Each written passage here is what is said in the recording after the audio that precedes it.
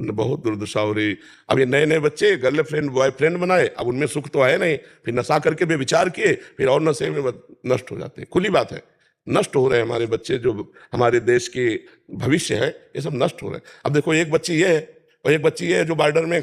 प्राणों को समर्पित किए तैनात खड़ी है, हमारे देश की, वो भी तो बच्ची है। अब वो बच्ची अगर ड्रग्स करती, नशा करती, बेविचार करती, तो इतना उसके बल होता कि दूसरे की गोली खाने के लिए वहां बॉर्डर में, आप विचार करो, जहां बेटियां आज ललकार करके शत्रु को पराजित करने की ताकत रखते हुए बॉर्डर में लगी हुई सैनिक है, तो वो भी तो हमारे देश की बच्चियां हैं जो लात मार के अच्छे शत्रु को गिरा के गर्दन काट लें 1 मिनट में, वो भी तो हैं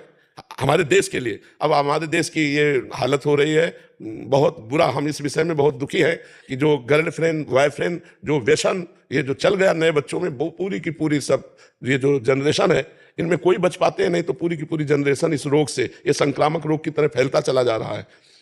अब अगर बॉयफ्रेंड ना बनावे, कुछ अच्छे बच्चे हैं, वो कहते हैं उनको टॉर्चर करते हैं, वचन का टॉर्चर करते हैं, तो बच्चा तुमको एक बार उठना चाहिए। जैसे तुम रो मत, मनुष्य शरीर मिला उठने, तुम बहादुर हो, देखो तुम अभी सौभाग्यशाली हो, बहादुर हो, कम से कम तुम सभा में, संत सभा में आकर अपनी बात कहने की हिम्मत तो रखी, नहीं कौन रखता है नहीं? तुम बात छोड़ने की कोशिश करी लेकिन नहीं हो पा